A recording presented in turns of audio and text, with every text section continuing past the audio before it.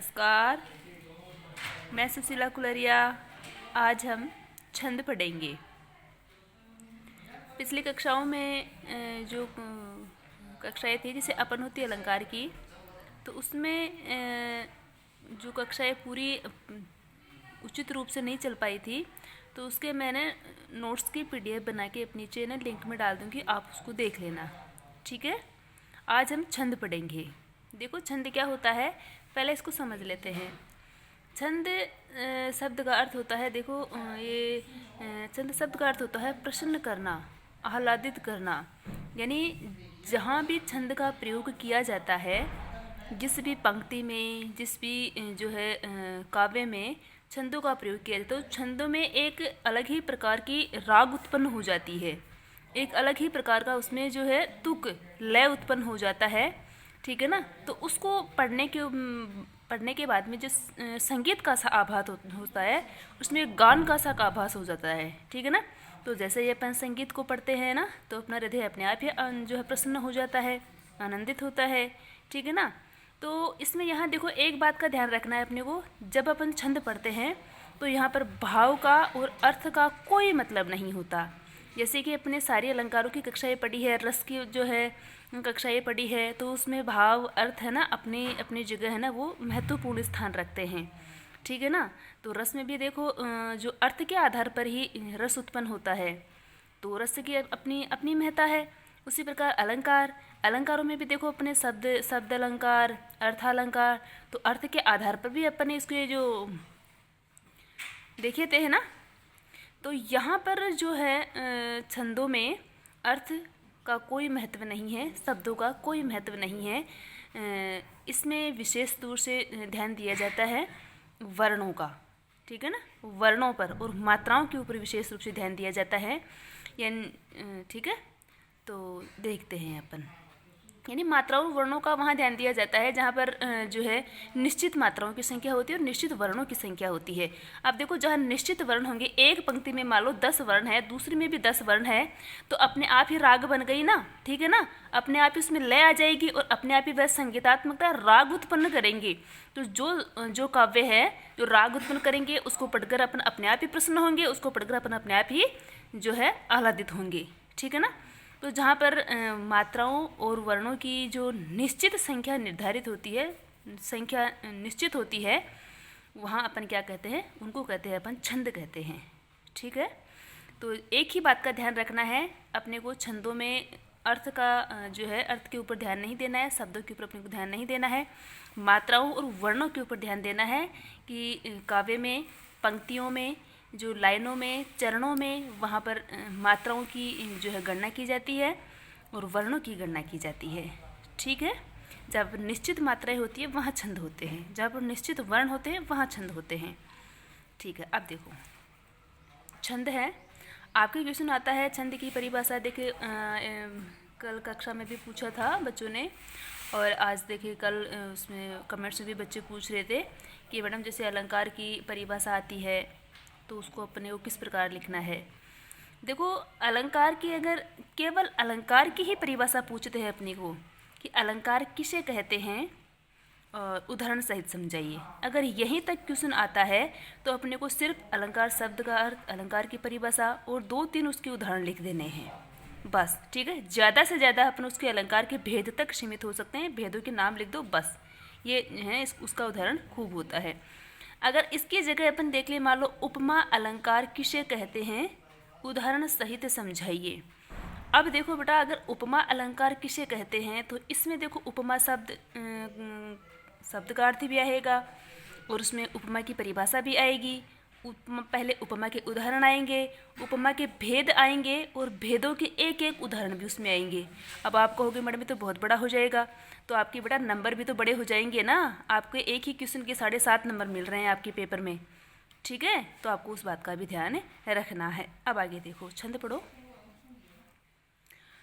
छंद शब्द संस्कृत की छद धातु से आसन प्रत्यय लगने से बना है, जिसका अर्थ है आह्लादित या प्रसन्न करना। छंद शब्द में मूल धातु कौन सा है, छद, द के नीचे है ना हलंत लगा हुआ छद, और छद के प्रत्यय क्या है, असुन। इन दोनों के मिलने से शब्द बना है छंद। ठीक है, और इस छंद का शाब्दिक अर्थ होता है प्रसन्न करना।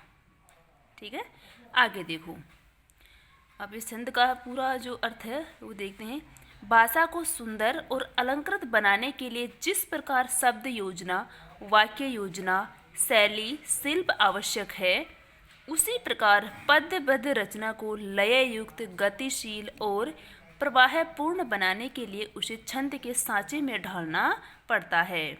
मैंने अभी कहा था आपको कि देखो, सुंदर और अलंकृत बनाने के लिए अपन शब्द, मैंने कहा था रस पढ़े थे अपन ने, अलंकार पढ़े थे, तो उसमें सभी के ऊपर अपने ध्यान दिया था, शब्दों के ऊपर भी ध्यान दिया था, अलंकारों के भाव के ऊपर भी ध्यान दिया था। ठीक है ना। तो जैसे सामान्य भाषा अपन बोलते हैं, अरे सामान्य तौर पर भी अपन भाषा जैसे किसी से वाद विवाद करते हैं तो उसमें भी अपन है ना शब्दों को बड़े ही सटीक तोड़कर बोलने पर ध्यान देते हैं। ठीक है ना। तो उसी प्रकार एक भाषा को सुंदर बनाने के लिए अपन कौन से शब्द बोलने चाहिए, कौन से वाक्य बोलने चाहिए, बोलने का तरीका क्या होता है, ये आवश्यक है। उसी प्रकार पद्यबद्ध रचना, पद कौन सी होती है जिसमें पद होते हैं, काव्य होता है। ठीक है ना। पद्यबद्ध रचना को लय युक्त, मैंने कहा था जिसमें राग आ जाती है। ठीक है ना। लय युक्त, गतिशील और प्रवाहपूर्ण बनाने के लिए उसे छंद के सांचे में ढालना पड़ता है। अब छंद क्या होता है देखो। छंद से बंधी रचना में मात्राओं और वर्णों की विशेष व्यवस्था और गणना की जाती है। ठीक है, मैंने बताया था कि छंद में विशेष रूप से किस बात पे ध्यान दिया जाता है, मात्राओं और वर्णों पर। और उसमें मात्राओं की और वर्णों की जो संख्या होती है जो फिक्स होती है। ठीक है ना। तो किस प्रकार फिक्स होती है वो आगे देख लेंगे। छंद में बंधी रचना में मात्राओं और वर्णों की विशेष व्यवस्था और गणना होती है। पहले तो उसकी व्यवस्थित रूप से, जैसे मान लो एक पंक्ति में है ना 10 वर्ण है तो दूसरे में भी 10 है, तीसरे में भी 10 है। ठीक है ना। तो जैसे एक पंक्ति बनती है 2 चरणों से। ठीक है ना। तो उसमें अगर पहले में 11 है तो उसके जस्ट बराबर वाली है उसमें भी 11 ही होंगे, आगे वाले में 13 है तो उसमें भी उसके जस्ट नीचे वाली में भी 13 ही होंगी। तो वर्णों की और मात्राओं की जो विशेष व्यवस्था होती है और उसको फिर अपन गिनते हैं। ठीक है ना। गणना की जाती है तथा संगीत की भांति लय और गति से बंधी हुई चलती है। अब लय और गति की भांति है ना जो चलती हुई रहती है। ठीक है ना। छंद शास्त्र उसे क्या कहते हैं, छंद कहते हैं। ये मैंने आपको पूरा बता दिया है। ये मैंने आपके एग्जाम में अगर आता है छंद की परिभाषा दीजिए तो उस आधार पर मैंने आपके लिए नोट्स बनाए हैं। छंद शास्त्र के प्राचीनतम आचार्य महर्षि पिंगल माने जाते हैं, अतः उनके नाम पर इसे पिंगल शास्त्र भी कहते हैं। ठीक है ना। यास्क ने छंद को छंदासी छादनात् अर्थात छंद भावों को आच्छादित कर उन्हें समष्टि रूप प्रदान करते हैं। यास्क जो संस्कृत के जो है महान आचार्य थे है ना, तो उन्होंने कहा क्या कि छंदासी छादनात्, छंद भावों को आच्छादित, भावों को, अब देखो आच्छादित मैंने कहा था कि इसमें भावों पर ध्यान नहीं देना है अपने को। ठीक है ना।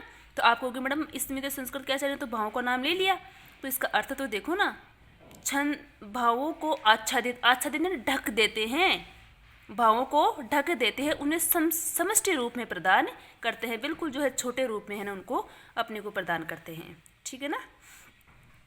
अब आगे देखो छंद के अंग, कल अपन ने कक्षा में जो पढ़ा था उससे आप इसको अच्छे से देख लेना। ये है ना पूरे आपके एग्जाम के जो इस तरह को देखकर लिखा गया नोट्स ना, ये पूरी तरह से सटीक है।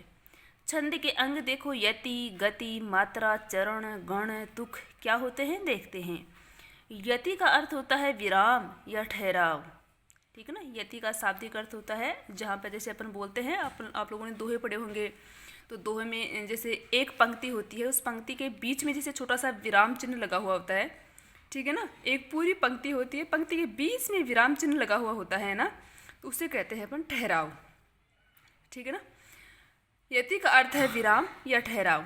बड़े छंदों की पंक्तियों को अनेक बार रुक रुक कर पढ़ना पड़ता है, जो स्थान विशेष पर विराम, यति व ठहराव द्वारा ही संभव है। अब बड़े बड़े जो लाइनें होगी, पंक्तियाँ होगी, तो उसमें क्या संगीतात्मकता आ पाएगी, उसमें संगीतात्मकता नहीं आ पाएगी, उसमें लय जो राग है वो उत्पन्न नहीं हो पाएगी। तो उसमें राग लय उत्पन्न करने के लिए किसका प्रयोग किया जाता है, यति का प्रयोग किया जाता है।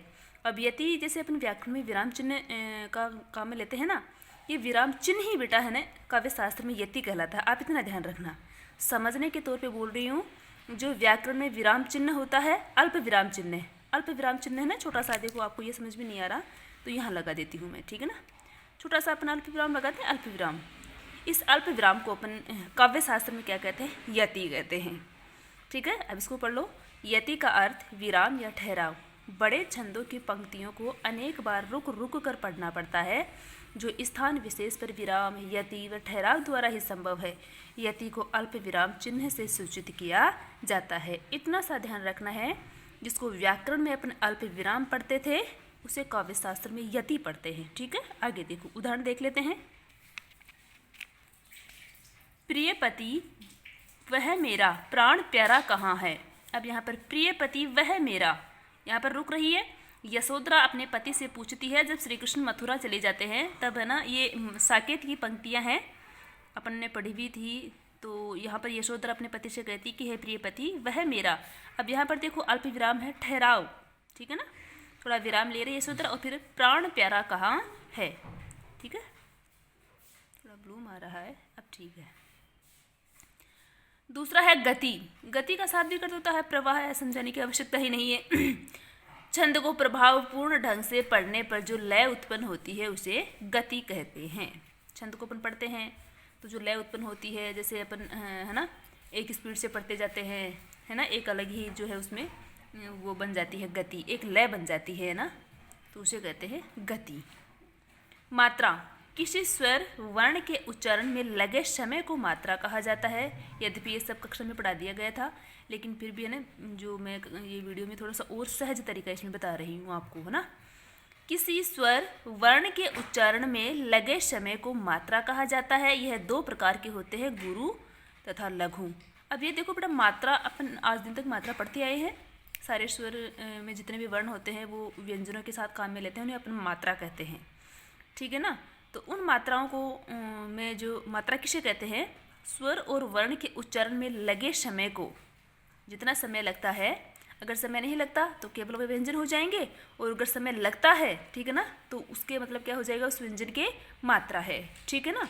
तो समय को मात्रा कहा जाता है। यह दो प्रकार के होते हैं, गुरु तथा लघु। लघु किसे कहते हैं, हर्ष स्वरों को लघु कहते हैं। अपने व्याकरण में पढ़ा था स्वर, है ना, वैसे तो 3 प्रकार के होते हैं, लेकिन यहाँ पर काव्य शास्त्र में अपन 2 प्रकार के स्वरों को ही काम में लेते हैं। लघु यानी जो छोटे स्वर है, हर्ष स्वर, जो ए ई उ री री, ये जो स्वर थे उन्हें अपन लघु के रूप में उनकी गणना करते हैं। ये जो हर्ष स्वर है वो तो लघु स्वर है ही है, लघु कहलाते हैं। इनके अलावा और भी देखो काव्य शास्त्र में, इनके अलावा चंद्र बिंदु लघु है, चंद्र बिंदु आती है, बता दिया था मैंने आपको कल, और भी एक बार और अपन नीचे उदाहरण देके और अच्छे से समझ लेंगे। मात्रा गणना के समय लघु के लिए ये देखो ये चिन्ह लिया जाता है, ठीक है ना, ये चिन्ह प्रयोग में आता है। जैसे अब उदाहरण देख लो, लघु कौन कौन से हैं, मदन, इसमें ए जो है मात्रा है कि गिरी, बेटा एक बात ध्यान रखना, ए की कोई मात्रा नहीं होती है, ठीक है ना। गिरी ये है ई, लघु आ रहा है इसमें। सुमन ये देखो ऊ, है ना, सुमन। ऋतु ये ऋतु है। हंसी ये चंद्र बिंदु है, ये मुझे मिला नहीं है, मिल जाएगा तो मैं आपको बता दूंगी। हंसी चंद्र बिंदु है, ठीक है ना, ये चंद्र बिंदु भी लघु में आएगा। ये बेटा गुरु नहीं होगा, ध्यान रखना है अपने को। आगे देखो गुरु, अगर आप स्क्रीनशॉट लेना चाहते हो तो ले लेना, ठीक है ना। अब मैं स्क्रीनशॉट का भी ध्यान रखते हुए बाद में पढ़ाऊंगी, ठीक है। गुरु, सभी दीर्घ स्वर गुरु कहे जाते हैं। आ ई री ए आई ओ औ अंग अह, ठीक है। और इसके अलावा भी देखो, इन दीर्घ स्वरों के अलावा भी गुरु होते हैं। इनके अतिरिक्त संयुक्त वर्ण के पहले वाला वर्ण गुरु होता है, जैसे विद्या। अब देखो ये लघु है, छोटी की मात्रा है, यहाँ देखो ये छोटी की मात्रा है ना यहाँ पर, ठीक है ना, छोटी की मात्रा, इसकी भी छोटी की मात्रा है। अब विद्या को अपन क्या कैसे लिखते हैं, इस विद्या को अपन इस प्रकार से भी लिखते हैं, मैं लिख के बता देती हूँ आपको। ये विद्या है, ठीक है ना, इसमें आधा द है और ये है, ये दोनों मिलकर ये ध्या बना है, ठीक है ना। तो ये देखो संयुक्त वर्ण है, द और ये दोनों संयुक्त वर्ण है, ठीक है ना। तो ये संयुक्त वर्ण से जो पहले वाला अगर लघु है, गुरु है, तो होगा ही होगा गुरु, और अगर लघु भी है तो भी ये पहले वाला वर्ण क्या कहलाएगा, गुरु। इनके अतिरिक्त संयुक्त वर्ण के पहले वाला वर्ण गुरु होता है। तो ये विद्या में ये दोनों संयुक्त है, ये संयुक्त से पहले वाला वर्ण ये भी गुरु है, ठीक है। हलंत व्यंजन से पूर्व सभी गुरु होते हैं, महत, सत, है ना। तो देखो हलंत व्यंजन, हलंत की कोई है वो मात्रा नहीं होती, इस बात का ध्यान रखना आप लोग, चाहे आप लिख लेना कि हलंत की कोई मात्रा नहीं होती, ठीक है ना। महत, राजन, सत, यहाँ पर सत लिखते हैं ना, सत, तो इसमें महत में जो त है वो तो है, और अब है, इससे पहले वाला, हलंत से पहले वाला वर्ण, हलंत वाला नहीं, हलंत से पहले वाला व्यंजन हमेशा गुरु होता है, ध्यान रखना है अपने को। अब देखो जैसे माली, गुरु, गुरु, ठीक है ना। सेना, ये देखो कल उस बच्चे ने पूछा था, तो ये अपने को ध्यान रखना है, ये दोनों साथ साथ मैंने इसीलिए दिए हैं ना बेटा, आप ध्यान देना।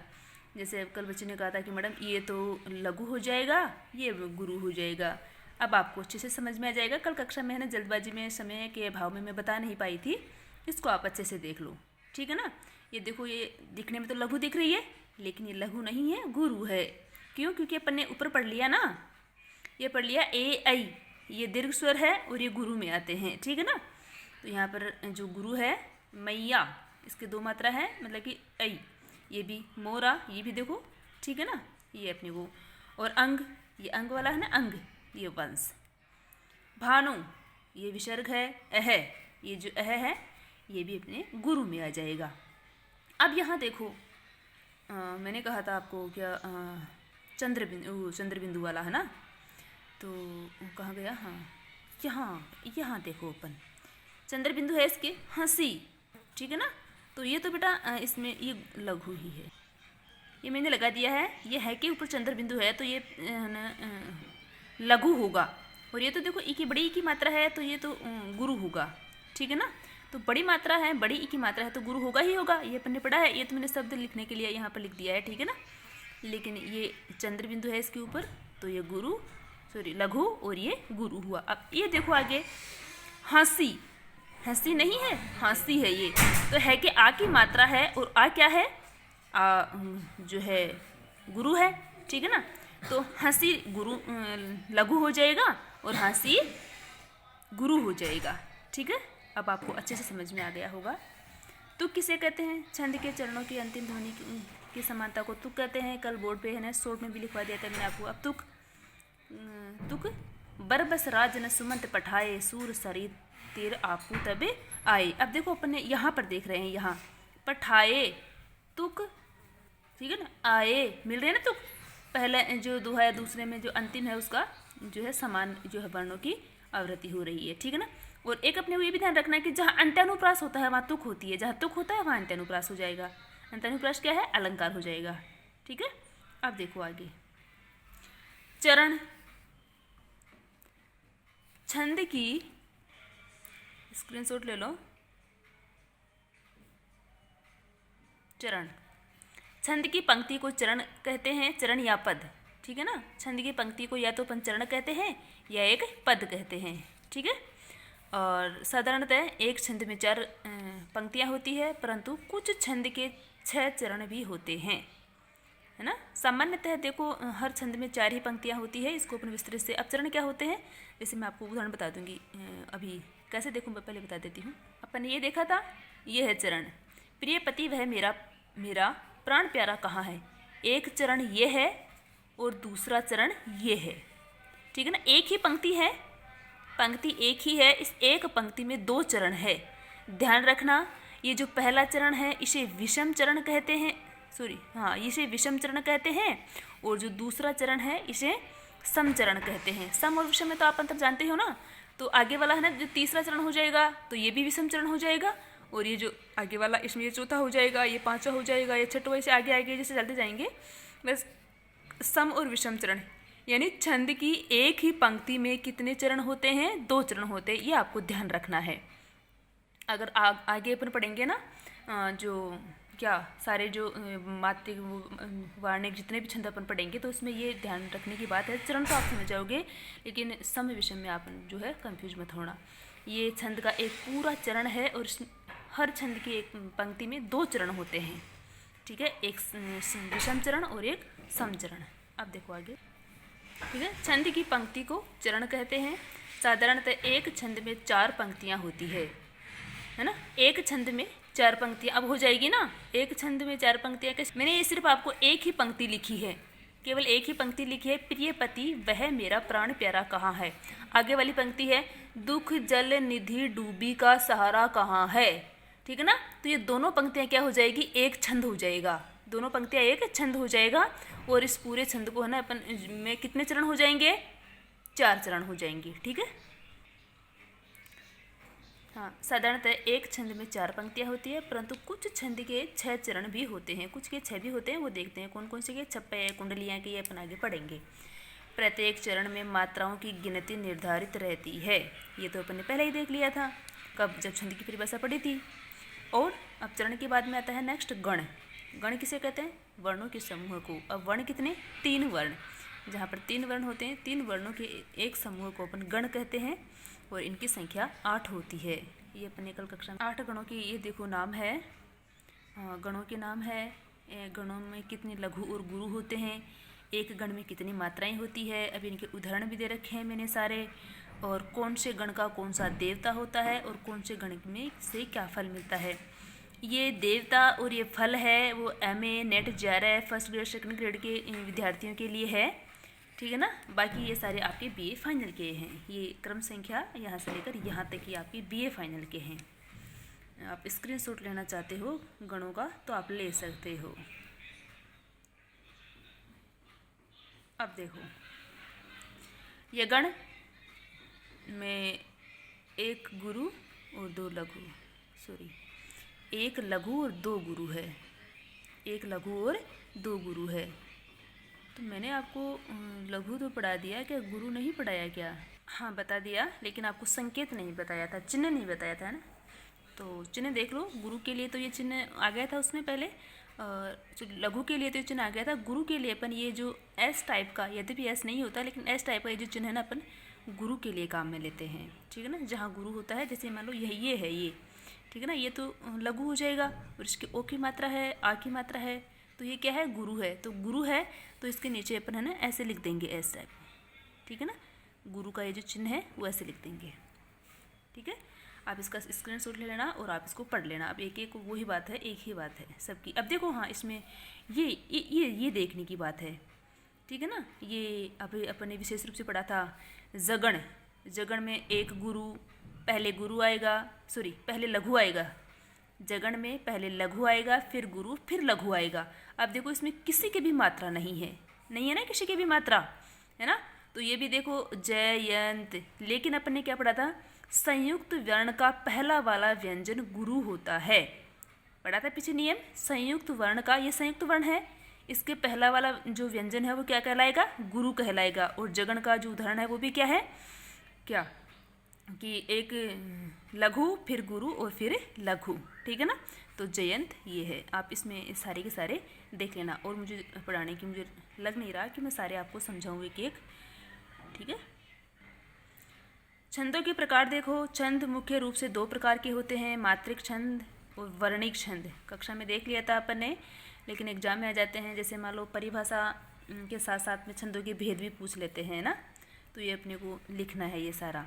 मात्रिक छंद है जिन छंदों में लघु गुरु के विचार से मात्राएं निश्चित रहती है। जिन छंदों में लघु गुरु के विचार से मात्राएं निश्चित होती है। अब देखो यहाँ मात्रिक है तो मात्राओं की संख्या निश्चित होती है, और यहाँ पर वर्णिक है तो वर्णों की संख्या निश्चित होती है। समझ में तो आपको शायद कक्षा में ही आ गया था, लेकिन आपको एग्जाम में कैसे लिखना है इसलिए आपके लिए नोट्स बनाए हैं। ठीक है। जिन छंदों में लघु गुरु के विचार से मात्राएं निश्चित रहती है उन्हें मात्रिक छंद कहते हैं। मात्राओं की गणना करने के लिए गणों की कल्पना की गई है। जैसा कि अपन ने ऊपर पढ़ा, ये गण है और इनके आधार पर ही मात्रिक छंदों की है ना गणना होती है। ठीक है। इनके आधार पर ही निश्चित होता है कि ये मात्रिक छंद है। आगे देखो वर्णिक छंद। इस प्रकार के छंद आएगा, इस प्रकार के छंद जो वर्णों की संख्या के आधार पर बनाए जाते हैं। ठीक है ना। इनमें सिर्फ वर्ण कौन से, जैसे व्यंजन होते हैं और व्यंजनों की गणना होती है। ठीक है ना। उन व्यंजनों की गणना होती है, उनके आधार पर ही इनके वर्ण निश्चित किए जाते हैं, और तो वे क्या कहलाते हैं, वे वर्णिक छंद कहलाते हैं। आज की कक्षा में अपन इतना ही पढ़ेंगे। ठीक है। वीडियो काफ़ी लंबा हो जाता है फिर, तो इसको छंद के भेद अपन फिर पढ़ेंगे। ठीक है ना। ये डायग्राम मैंने आपके लिए बना रखा है। आगे और आपके लिए नोट्स लिख लेती हूँ, तब तक आप इनको समझना, समझ में नहीं आते तो मेरे से पूछना। ठीक है, धन्यवाद।